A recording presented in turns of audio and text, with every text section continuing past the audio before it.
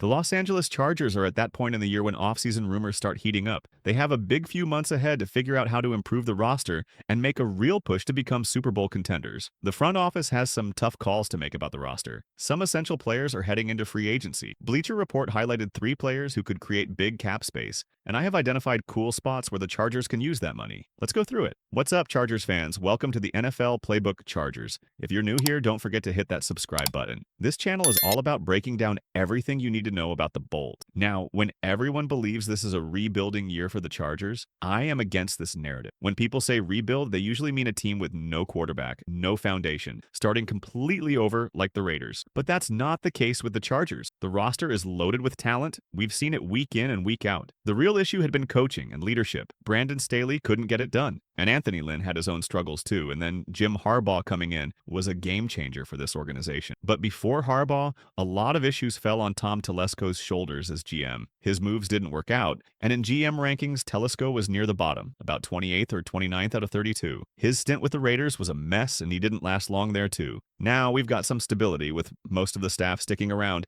including Chad Alexander and Joe Ortiz working together. When Harbaugh and Ortiz came in, they inherited a huge challenge, $30 million over the cap. They had to get creative just to make it work. They restructured deals for Joey Bosa and Khalil Mack, but they couldn't do the same for Keenan Allen and Mike Williams, which really hurt this season. Last year, there was $50 million in dead cap space, basically wasted money. The good news? Next year, that dead cap space drops to just $3.3 million. That's a huge difference. Right now, the team has about $63 million in cap space, and with a few moves, that could jump to around $100 million.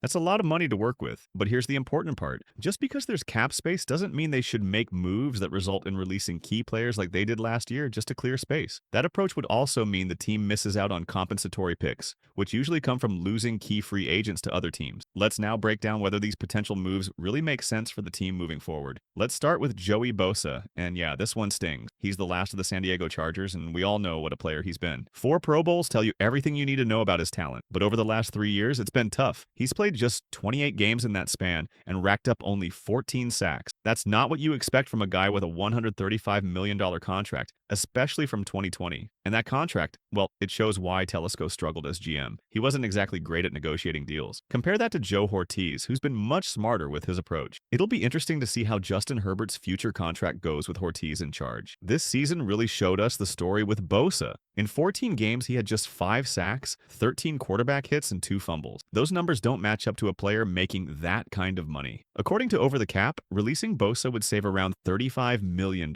That's huge. Money that could bring in several impact players to improve the roster. No one wants to see a player like Bosa go, but from an analysis standpoint, it might be time. Could they work something out? Maybe, but I wouldn't bet on it. If they release him, they'll still take on around $20 million in dead cap, but the savings make this move worth considering. Just so you know, releasing him in his final year wouldn't qualify for a compensatory pick. Next up, Gus Edwards. This one might rub some people the wrong way, but let's talk about it. Edwards had a tough season. His ankle injury never really healed, and it showed on the field. After J.K. Dobbins went down, Edwards couldn't really find his rhythm. With his track record averaging just 3.6 yards per carry and 365 rushing yards, that's way below what you expect. From a roster perspective, letting Edwards away could save $3.1 million. That might not sound like much, but it's money you could put toward keeping Dobbins, who definitely earned it this season. Dobbins has already said he wants to stay, which is a good sign for building around him. And we can always add more talent to the run game through free agency or the draft. Edwards has a $4.1 million guaranteed salary. And even though he'll walk with some money, the cap savings matter. Like Bosa, he won't be eligible for a comp pick. Now let's talk about Trey Pipkins. He's strictly a right tackle, and moving him to right guard just hasn't worked. He doesn't have the athleticism for it. Sure, he had a few decent moments, but his late season drop-off was noticeable. The numbers don't lie. Cutting him saves $6.8 million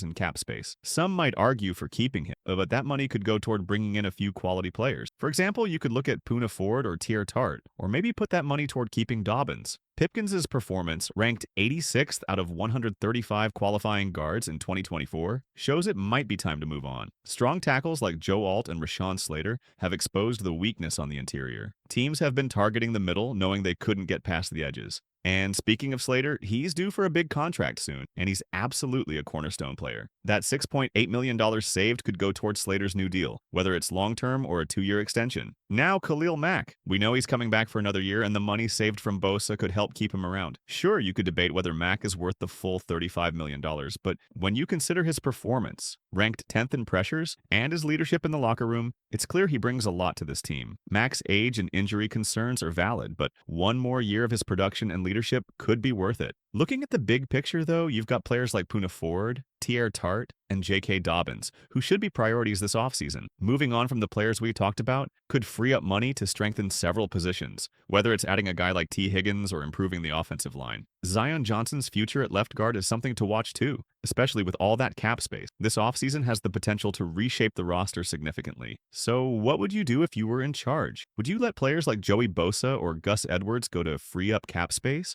Or would you try to restructure their deals? Drop your thoughts in the comments. Love to hear your take.